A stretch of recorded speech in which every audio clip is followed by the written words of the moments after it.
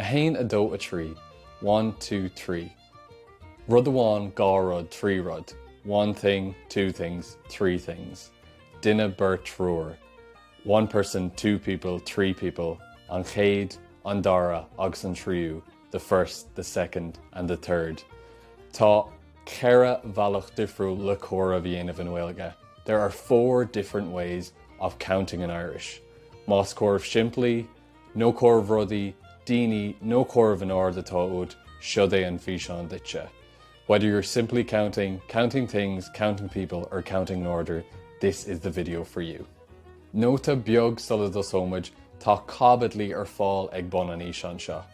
One small note before we begin, there are chapters available at the bottom of this video. Má tá tú a cuardach rud éigean ar le mar ag a piece of sin. If you're looking for something specific, jump forward to that bit. Mar sin, a linn, a hain, a dó, a tree.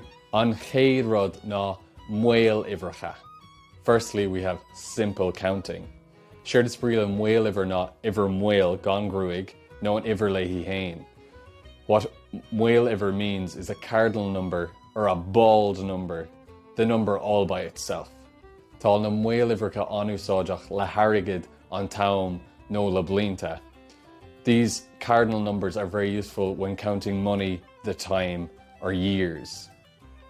Mar hampla, tilm €50,000, for example, I earn €20,000. No, tá sé 8 o'clock, or it's 8 o'clock. No, an bhliain inniu ná 25. Or for example, the current year is 2020. Seo iad na mhaolibhreacha suasca de. Here are the simple numbers up to 10.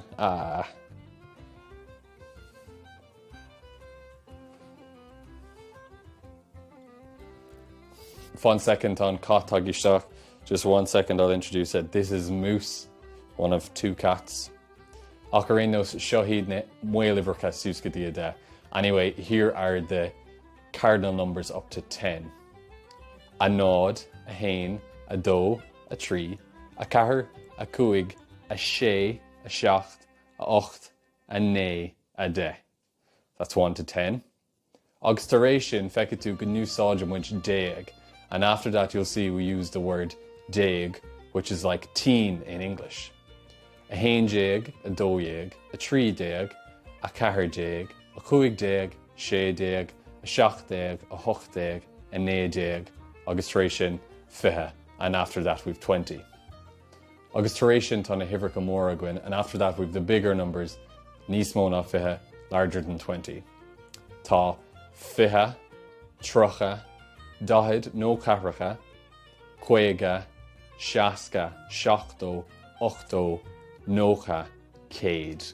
Nuair chuireann tú ivermór le iverbeag, chuireann tú an ivermór a dús, agus seo raibh simplí. When you put a big number and a small number together, like in English, you put the big number first. So here are some examples. Fiche dó, tríocha trí, dahad a cathair, nó cathracha cathair, cuige cúig, seasca sé, seachtó seacht, ochtó ocht, nócha né, agus céad. An sin tá na céadta at, deir cosúla gachar de bhíogainn de godaí seo. Then you have the hundreds, very similar to the numbers we've had so far. Ach an úsáideann tú céad tar éis gach ceann, except that you use the word céad, 100 after each one. Mar hampla, gá chéad, trí chéad, ceithre chéad, cúig chéad, sé chéad, seacht géad, ocht géad, né géad, míle. So you'll see in some of those examples, we have a H, known as a séimhiú in céad sometimes, and other times we have a G, known as an orú, before céad. Ná bí bortha go fóil faoin séimhiú H, I chéad, nó faoin orú G, I géad. Don't be too worried about the séimhiú H or the orú G yet. Is cuid the gramadí na Gaeilge é agus teachum a drá siige níos deir níos a bhí seán. It's just a little bit of Irish grammar and we'll come back to it later on in the video. Agus dúirt leis na mhaolibhreacha críochnú amach. And just so we can finish out the cardinal numbers, tá míle, 1,000, milliún, 1 million, billiún, 1 billion. Agus díreach leis na hibhreacha nua sin a bhasca le chéile ar fad, cúpla sample díobh. And just to mix up all those new numbers together, here are some practical examples. Mar hampla, míle cúig céad fiche is a chathair. For example, 1,524. Nu milliún seachcéad is a fiche dó míle. Or 1,722,000. Sin cúpla sample díobh. That's just some examples. An sin roiint focail nua díobh, ach níl an chorus comhaireamh é Comhaireamh. That's obviously a lot of new words for you, but the counting system itself in Irish isn't that difficult. Má tá tú bungla iver áirithe aimsiú cur ceist híos. If you're stuck for looking for a specific number, you can ask below. Iver dó na Uimhreacha. Our second type of numbers are for counting things. Úsáideann tú na hibhreacha seo nuair tá tú comhaireamh aon rud seachas daoine. You use these numbers when you're counting anything except for people.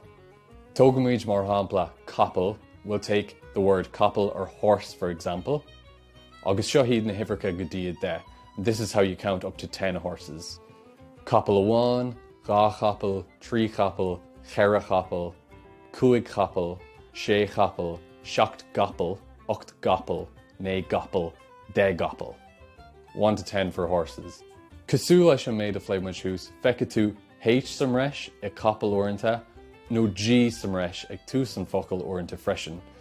Just like we discussed above, sometimes you'll see the H séimhiú or the G orú on the word couple. Leis sin a bhíniú gheart, chuirn tú an séimhiú H sa focail nuair atá idir gá cheann agus sé chian ann.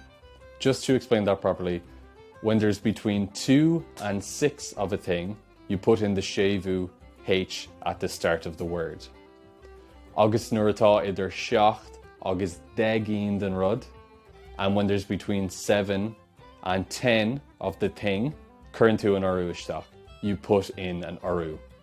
Agus braithinn san orú ar an bhocail atá gceist, and the orú depends on what word you have. Mar hampla an orú ar couple ná G, mar go dtosíonn sé le C. For example, the orú for couple, horse, is G, because it starts with C. Ach tá níos mó samplaí agam daobh inis, but I have some more examples for you right now. Mar hampla, seacht na ráiste, ocht mád, né nansaí, agus de bítsa. For example, the orú on óráiste, orange, was N.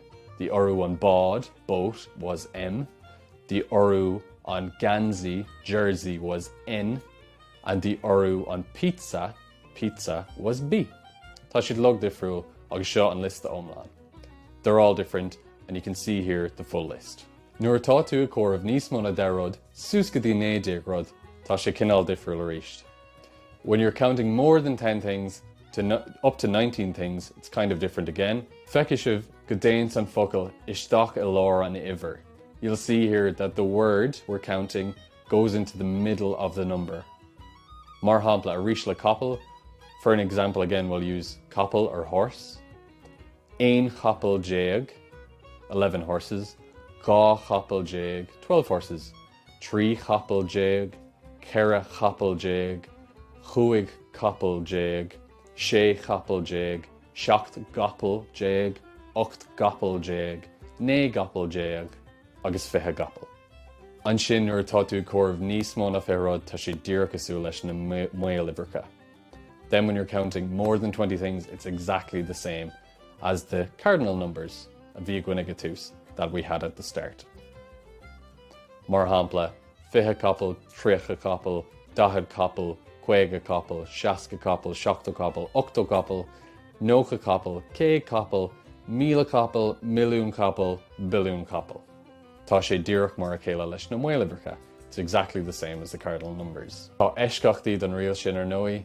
There always has to be exceptions. Agus ceann mór amháin ná bliain. And one big one is when you're counting years. Ach ní go chumid isteach an sin díreach anois, ach má tá ceist cur sí sé. We won't get into it right now as it's a bit complicated, but if you have a question, put it below. An tríú sort iver in Gaeilge ná Uimhreacha persanta. The third type of number in Irish is personal numbers for counting people.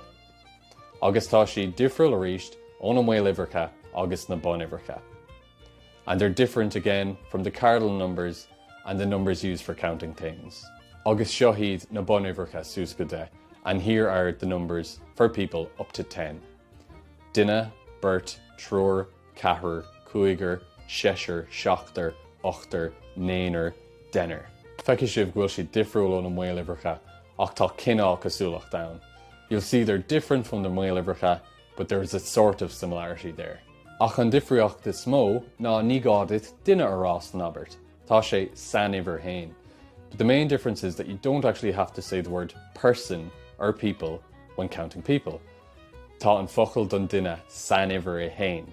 Mar hampla, Bert seachas Bert duine. The word for person is actually in the number. So instead of saying Bert people, 2 people, you just say Bert 2. Agus tigadini will to count goine. And people will understand that you're talking about people.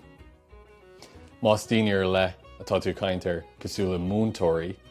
If you're talking about specific types of people, caithfidh tú an focail sin a cur tar éis niver. You have to put the word after the number. Mar hampla mar sin, Bert múntóirí nó trúr páistí. For example then, you'd say Bert múntóirí 2 teachers, nó trúr páistí 3 children. Nuair atá níos mó ná 10 around, taon na himhreacha arás ag na Uimhreacha. When you have more than 10 people in question, the numbers go back to our cardinal numbers. Mar sin tá sé mar a chéile má tá tú comhaireamh níos mó ná 10 rud agus 10 duine. Therefore, it's exactly the same counting system if you're counting more than 10 things or 10 people. Gusciopi ag comhaireamh sús go 9 duine mar sin, so quickly counting up to 19 people. 1 ghuine 2 ghuine 3 ghuine 4 ghuine 5 ghuine 6 ghuine 7 nine 8 nine 9 nine 20 duine. Féach arís ar an séimhú idir 2 agus 6 cín. See again the séimhú H between 2 and 6, agus an orú N an uair seo idir 7 agus 10, and the orú N this time between 7 and 10. Agus tá siad mar a Gaeilge ríist don Uimhreacha móra níos mó na 9, 20, 30, 10, milliún, billiún é sin ar fad. And it's exactly the same again for the extra big numbers, 20, 20, 30, 30, míle, 1,000, milliún, a million. Agus iad sin na himhreacha pásanta, and those are the personal numbers for counting people. Tá is sam go sé costa, agus má tá tú bunk cur ceistís. I know it's kind of difficult, but we just want to run through today. If you have a question, put it below. An ceann dearc inis, ná na hór Uimhreacha nuair tá tú ag comhaireamh in ord. The last one today are the order numbers for when you're counting in order. Bíonn sé seo an úsáideach má tá tú ag caint faoi rátaí. This is very useful, in particular if you're talking about dates. Mar hampla an céad lá de bhí bhárta, the 1st of March, nu an tochtú lá de Lúnasa, or the 8th of August, nu an cúgu hís déag, or the 15th century. Nu má tá tú ag túir tróiricha, or if you're given directions, an dara heachar yesh, the 2nd house on the right, no an tríú costa ar an móthir, or the 3rd turn on the road. Shohid na hór Uimhreacha Suscade, here are the order numbers up to 10, agus táid ag úsáid teach sa sampla, and we're using the word house teach in the example. An chéad teach, an dara teach, an tríú teach, an ceathrú teach, an cúgu teach, an séú teach, an seachtú teach, an tochtú teach, an néú teach, agus an dehú teach. Cosú leis na himhreacha eile ar fad, tá 10 a gcuin idir 1 agus 9. Like all the other numbers, we have 10, which means teen, between 11 and 19. Sé sin an téanú teach 10, an dara teach 10, an tríú teach 10, an ceathrú teach 10, an cúgu teach 10, an séú teach 10, an seachtú teach 10, an tochtú teach 10, an néú teach 10. Tá na himhreacha móra an cosú leis na Uimhreacha ach cinál difriúil freisin. The big numbers after 20 are very similar to the cardinal numbers, but a bit different as well. So seo ó fitherai. So here's from 20 on. An fiú teach, an trochadú teach, an 10 dúteach, an 15 dúteach, an 60 dúteach, an 60 dúteach, an 80 dúteach, an 90 dúteach, an 100 teach, an 1000 teach, an milliún teach, an billiún teach. Agus siad sin na hordimhreacha, and those were the order numbers. Sulla gurmuid creek an ceanse a chuirde, tuigim gúil sé sin fáil casta agus go raibh sin tapaí. Before we finish up on this one, everyone, I know that was quick and that the stuff is hard. Mar sin, tá Acmhannaí réite gomdíobh an bhí an seo. Therefore, I've prepared a few resources based around this video. Mar tá déanta gom cuileafaí seán, yoigh tú an script cainte sa chuir is hís. As I've done with every video, you'll see the spoken script in the description below. Mar sin bé tú ná dul siar agus breanúir litre nó focail ar fad. That way you'll be able to go back and look at the spelling of all the words. Tá bilóg ibra a hain such an bhí freshen sa chuir is. There's also a worksheet that goes with this video in the description. On a scoil sibh an round clochta dhéanamh. That way you can do a bit of practice on the numbers. Agus an sin freshen yoigh tú Uimhreacha na Gaeilge takes the Comhaireamh go mórlam an bhí an seo dhéanamh. And you'll also see in the description Uimhreacha na Gaeilge, a text about numbers in Irish that helped me a lot when putting this video together. Acmhannaí sin é uimse níos a cairde, but that's all from me for today, everyone. Tá mé a cur físeán nua amach chuile seachtain. I'm putting out a new video each week. Lean an channel seo anas go bhfeicin tú iad nar thugann siad amach. Follow this channel so you see them when they come out. Agus ná darmid, aber gur málath an físeán seo nó fág seachtracht thíos. Agus don't forget, like this video or leave a comment below. Agus cabhró sé go mór leis an channel seo, agus lomsa. And it'll really help this channel and me out. So go dtí an céad ceann eile a cairde. Until the next one, a Shane, a doe, a tree.